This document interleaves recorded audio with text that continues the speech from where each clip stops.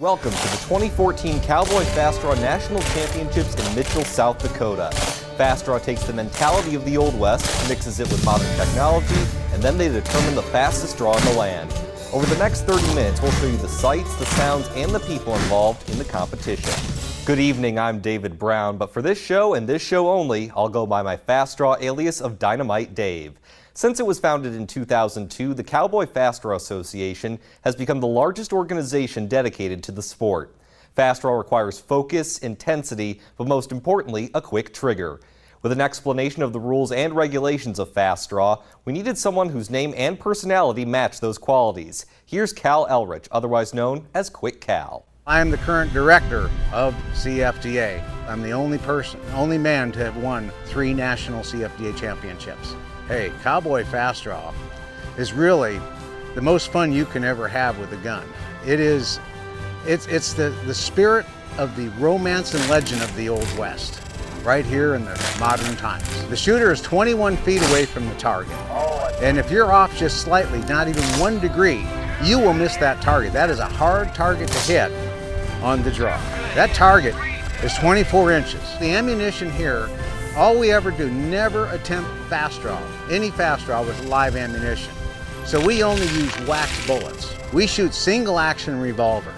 That means you must cock the hammer and squeeze the trigger every time to fire a shot. When it comes to putting on a 6-gun, it has nothing to do with age and nothing to do with gender. We have ladies here that can shoot in the 3s. One of the most amazing things is a lot of people think the young people have a big advantage. But the fact is, you don't lose a conditioned reflex with age. And it stays with you. We have people here that are in their 60s and 70s that are every bit as competitive with the younger guys. So here's a quick primer on how the championships are scored. Each range has 6 targets that consist of 3 different one-on-one matchups. In those one-on-one matchups, it's a best-of-5 series. So the competitor who records the 3 fastest times in the matchup gets the victory. The person who loses the round gets an X on their record.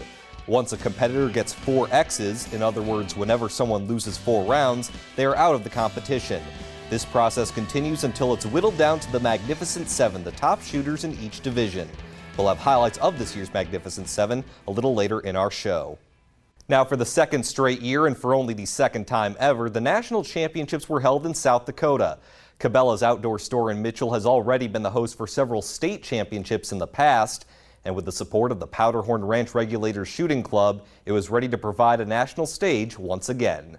We needed a little bit more space, so we actually just called the landowner and asked him if he would be all right with us setting up. We own part of the land, but not all of it, so he said, sure, no problem. After I told him it was a shooting sport, that we are very confident, so they put safety first. We had to go through a lot of different checks with the city of Mitchell, and he was comfortable with allowing us to have it here last year, and we did so well last year that wasn't an issue this year. I think every year we gain a few more spectators through our community. People, the word kind of gets out. Our employees and customers in the store, people just can't stop asking questions. What's going on out there? What's happening? And then you come inside the shoot and it's kind of its own little family in here. They do a wonderful job. They come to these types of competitions as it's kind of their vacation for the summer. This could go for a very, very long time, and the sport keeps growing, not just here, but throughout the country. The national championships are awarded on a 2-year contract, and officials with the Powderhorn Ranch Regulators say that a bid's already been placed to host in Mitchell again in 2015 and 2016. Well, you've met Quick Cal, and I'm Dynamite Dave, but there are plenty of other great names around Mitchell. The story behind those names is next. The 2014 Cowboy Fast Draw National Championship Show is sponsored by Cabela's, the world's foremost outfitter. The 2014 Cowboy Fast Draw National Championship Show is sponsored by Cabela's, the world's foremost outfitter. Welcome back to the 2014 Cowboy Fast Draw Championship Show. There's a rhyme and a reason for all the characters you meet at a fast draw competition. The spirit of the Old West is alive and well in the names people choose when they're competing. But the rationale behind the alias is usually very personal. I'm Annette Kaufman, and they call me Misbehaving. I think it was a community name because I cause a lot of trouble. My real name's Larry Hendrick, and my fast draw name is Caleb. Caleb was one of my heroes in the Old Testament, so It doesn't have anything to do, the name doesn't have anything to do with fast draw. I like it. I like a plain holster and a plain name. My name is Shirley Miller, and my alias is Winch, and I am a true winch, just like you find in a saloon. My real name is David A. Miller. I'm from Pagosa Springs, Colorado, and my fast draw name is Mongo. There's a famous old movie called Blazing Saddles that Alex Karras starred in, and he kind of played the big dumb guy where he knocks out the horse and breaks the chains, and that's so I assumed that alias, and that's it's pretty easy for me to play the big dumb guy in Cowboy Fast Draw. My name is Sue Gessel, and I am Dakota Rose. I couldn't find an alias with Sue, so I picked it off a t-shirt that my daughter had. My real name is Troy BOLLOX. My fast draw name is Boulder Vaquero. Boulder Vaquero came up when I was in high school. As you can see, not too tall, kind of built like a rock. And that was my nickname through football, and everything was Boulder. And when I started shooting fast draw and SAS, I was shooting Ruger Vaqueros, so we just put the two together and come up with Boulder Vaquero. I am the gunfighting Curly Calhoun from the Idaho Territory. We used to do these little shows up in Idaho City. It's a little 1860s town. More gold was pulled out of that base in all the country. More than Alaska, California Gold Rush combined. So we're doing these skits for the tourists and for the youngsters, and we traveled all around doing charity stuff. And my name was Curly. And one of our little jokester guys, he had popped off one day, "Oh, Curly Calhoun, you're slicker than a frozen dog." Everyone kind of fell over and laughed. From then on, it's been Curly Calhoun. Everyone comes out there, you know, you have farmers who want to be dentists. So next thing you know, they're a gambler, and you're going, holy smoke. So it's not really so much the upper echelon of who you are in the real world, it's where you are here. You know their names, but do you know what they stand for? Every competitor has a stance just as unique as their alias when they're on the line. The strategy behind the stance is next. The 2014 Cowboy Fast Draw National Championship Show is sponsored by Cabela's, the world's foremost outfitter. Welcome back to the 2014 Cowboy Fast Draw National Championship Show. Now, when these competitors are on the line, the rest of the world goes silent. It's just them, their gun, and the target ahead. But getting the fastest time involves more than just a quick trigger. It's putting yourself in a position to pull that trigger. And that's why each personality has their own strategy for how they stand. Over the course of the years, I've had a lot of different versions. Every match I went to, and it's one of those deals, you know, you can have people say, well, you need to stand this way or that way. Truly how it works best for you. I just picked and choose different things that I seen that I thought would work for me. And I've probably had literally thousands of different stands over the past 12 years. What I do now is probably as unique as there is in the sport. It just come about one day, we were kind of laughing and joking around in the barn shooting. I get down into a very low, wide stance, and seems like if I try to stand up, I just don't shoot good. So right back into my low stance and just keep plugging away. It's been an ongoing process. I changed gradually. I lean back more than a lot of people do, and just for speed.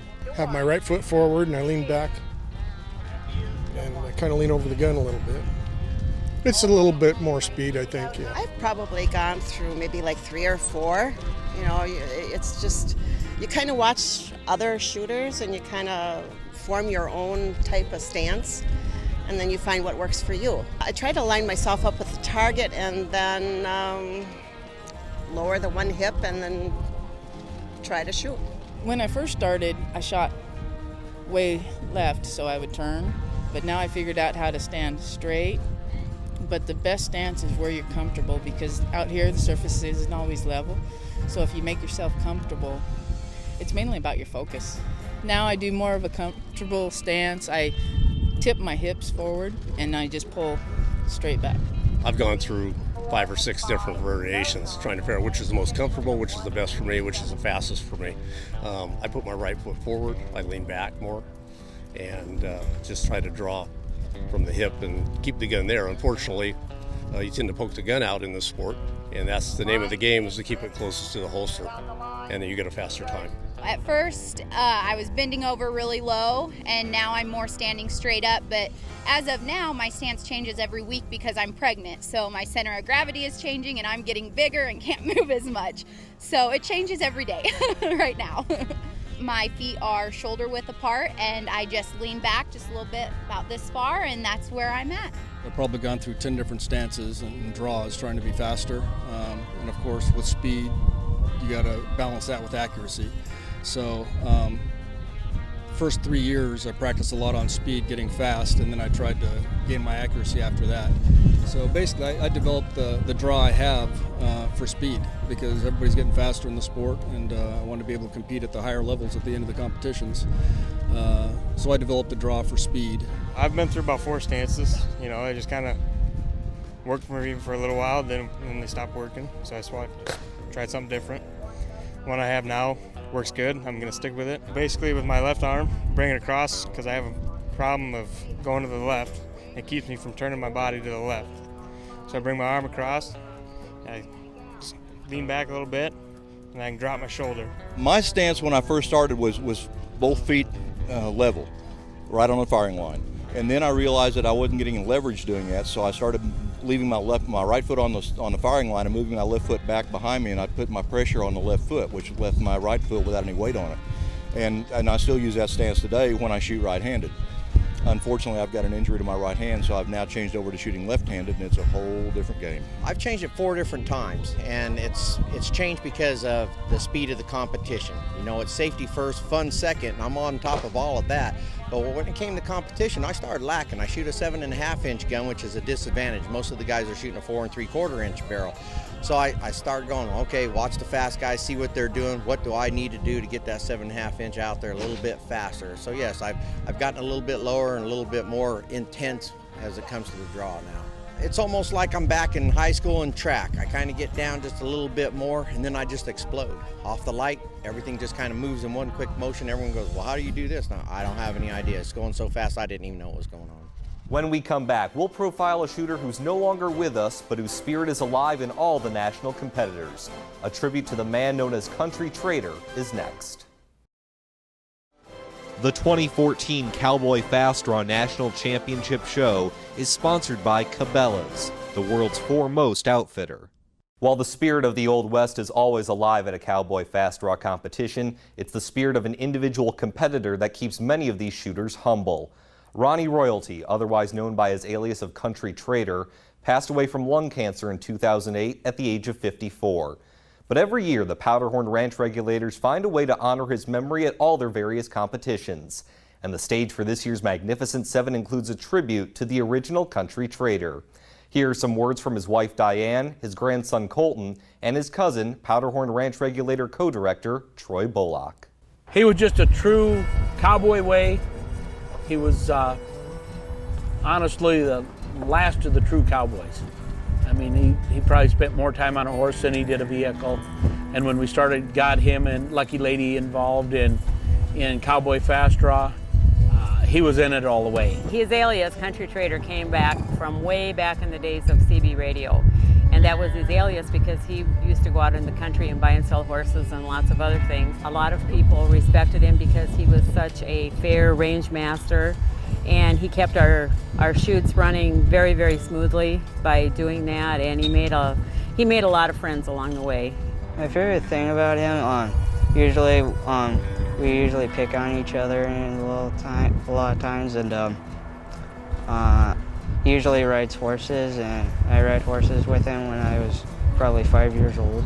One of the most fun things that he liked to do at shoots was to psych out his opponent. So it didn't matter if he was shooting like the number one, he'd get up there and say, you know, I'm going to beat you this time, and just have fun with them, you know, thinking that he was going to get in their head. So, but he did it in a very playful way that people never took offense to it. No matter how much pain he was in, through all his chemo and radiation and everything, he kept competing. He competed right up.